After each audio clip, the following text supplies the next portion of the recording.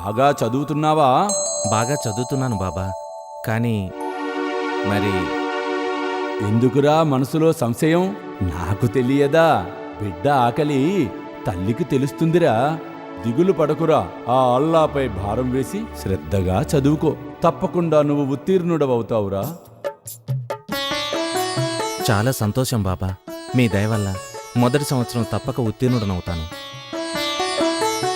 భక్తులారా, ఈ సృష్టిలో మీరు ఎక్కడ ఉన్నా ఏమి చేయుచున్నా నాకు బాగుగా తెలుసునని జ్ఞాపకముంచుకొనుడు.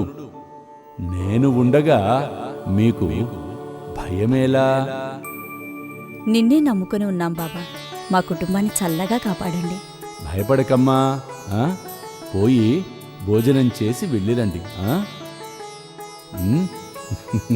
అల్లా మాలిక్, అల్లా మాలిక్, అల్లా అచ్చా కరేగా, అల్లా అచ్చా కరేగా, అల్లా మాలిక్.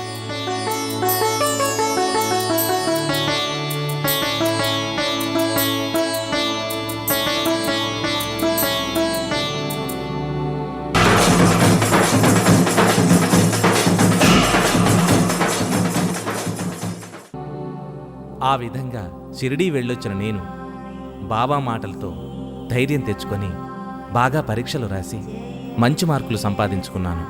కాలం గడుస్తోంది. నా ఎంబీబీఎస్ చివరి సంవత్సరం పరీక్షలు దగ్గర పడుతున్నాయి. బాబా దయతో నేను బాగానే చదువుతున్నాను. కానీ దురదృష్టవశాత్తు ఒకరోజు నా స్నేహితుడి మాటలు నమ్మడంతో నా జీవితం ఎలాగైందంటే,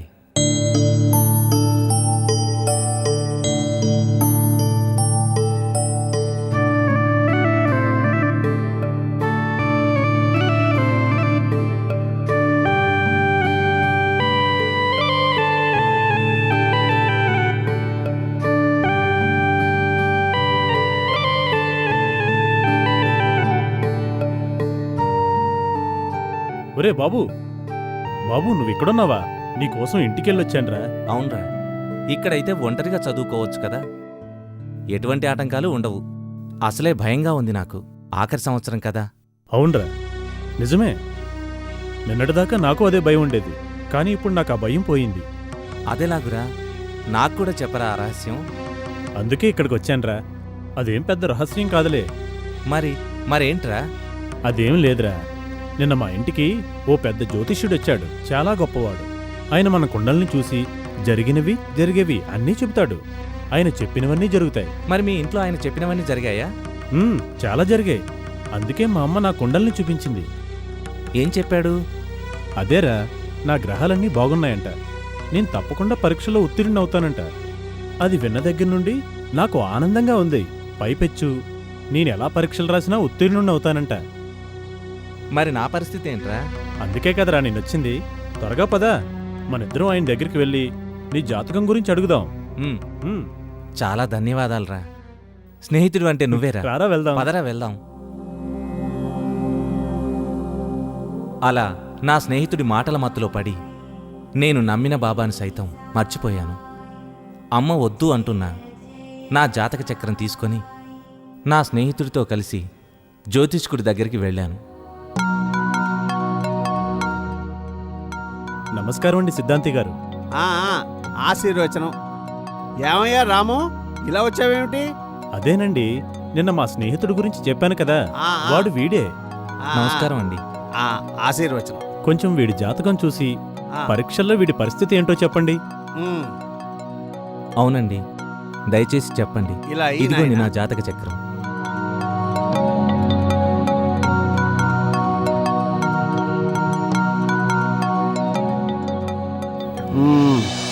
బుధుడు, రాహు, కేతు ఇక్కడ, శని ఇక్కడ, గురువు ఉంది.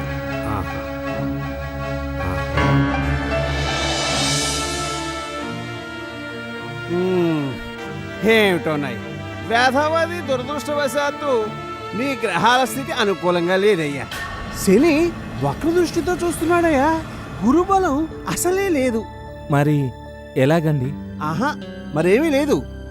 ఇటువంటి జాతకుడు ఎంత బాగా చదివి పరీక్షలు రాసినా ఎటువంటి పరిస్థితుల్లోనూ ఉత్తీర్ణుడు కాలేడయ్యా. నిజంగా అంతేనా? హ, నిజం చెప్పక అబద్ధం చెబుతా ఉంటాయా? గ్రహాలు గ్రహాలు ఏం చెబితే అదే చెబుతామయ్యా. అంతగా బాధపడకు. వచ్చే సంవత్సరం తప్పకుండా పరీక్షలో ఉత్తీర్ణులు అవుతావులే, సరేనా? అలాగే అండి. మరి వెళ్ళి రండి. ఇదిగో నాయనా నీ జాతక చక్రం. వెళ్ళు.